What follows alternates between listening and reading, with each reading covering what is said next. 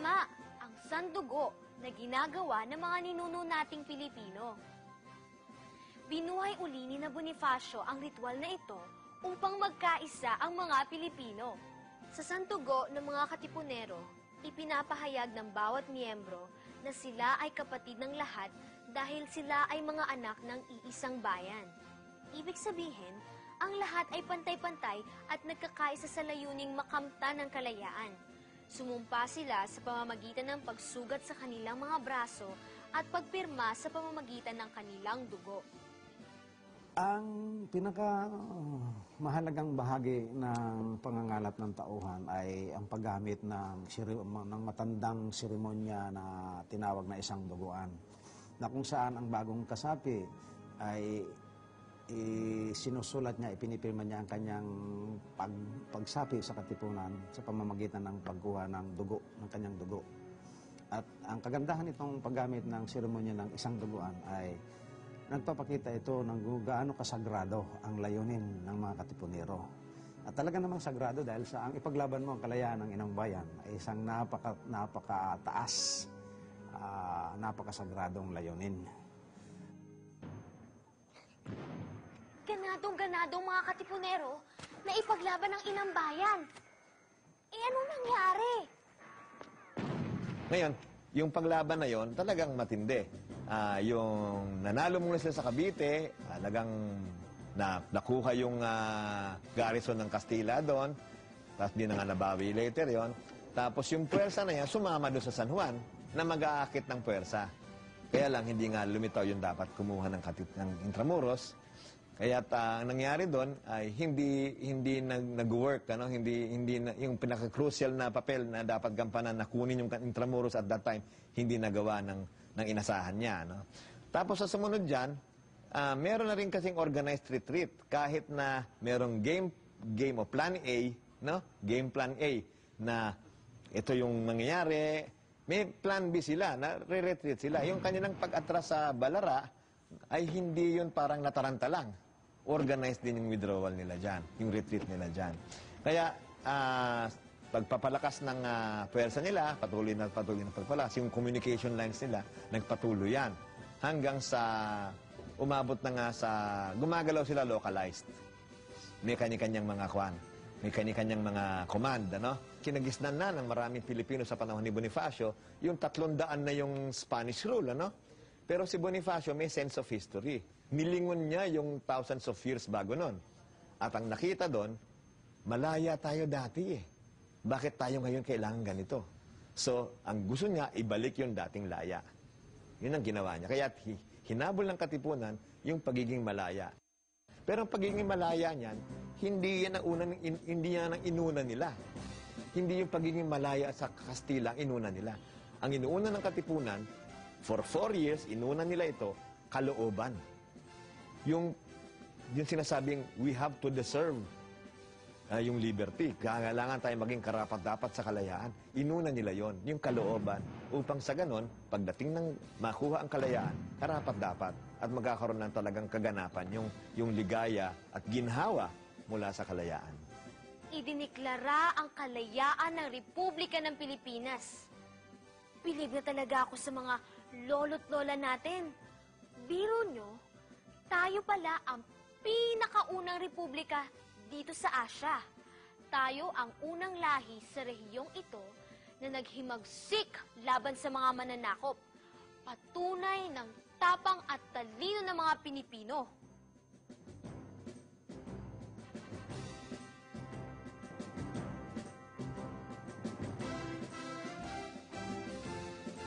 Noon yon, di ba? Pero ngayon, paano ninyo mapapakita ang inyong pagmamahal sa ating bayan?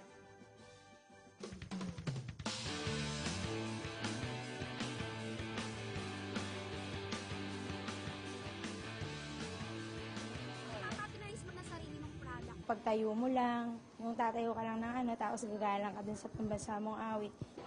Naglalaro akong larong Pinoy, yung sipa. Mag-aaral po ako ng mabuti para po sa kinabukasan ng ating bayan. Kahit na tumatangkilik ka ng produkto or musika ng ibang bansa, halimbawa galing Amerika, pero at least ginagalang mo pa rin yung bansa mo. Tsaka minamahal mo pa rin yung kapaligiran niya, tsaka pinagtatanggal mo siya laban sa anumang pagkukutya na ginagawa ng iba dito. Sabi ko na nga be, nananalaytay pa rin sa ating mga kabataan ang dugong mapagmahal sa kalayaan at inang bayan. Ito ang mahalagang pamana ng ating mga lolo't lola sa Katipunan. Sana na may huwag nating kalimutan ang napakahalagang ugali nito.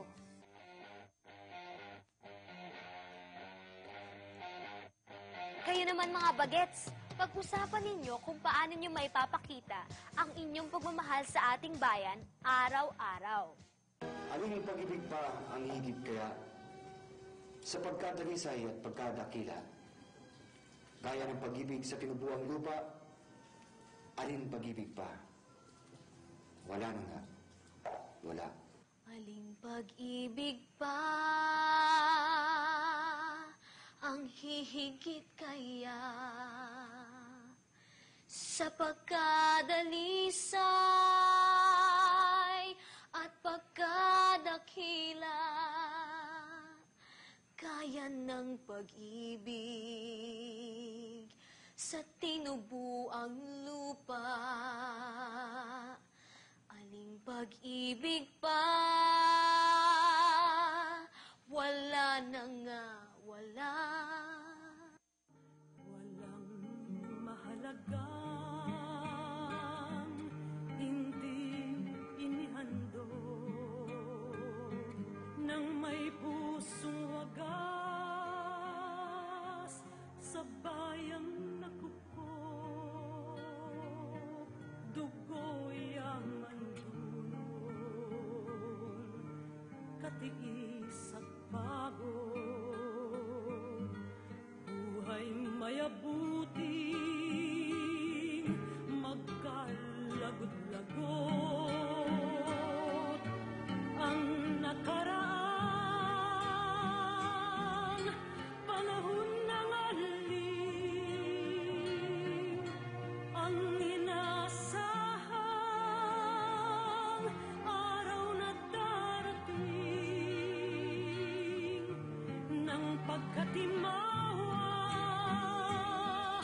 ng mga lipin, liban pa sa bayan,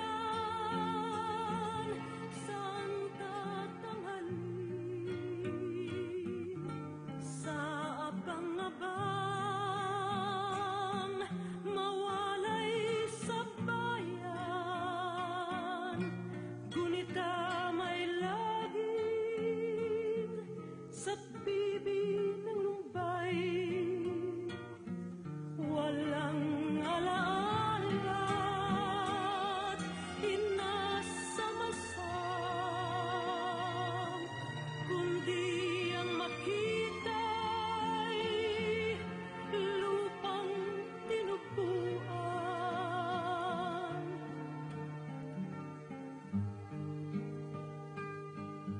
Kayong nalagasan ng bunga't bulaklak, kahoy niya ring buhay na nilantat sukat ng balabalakid, makapal na hirap.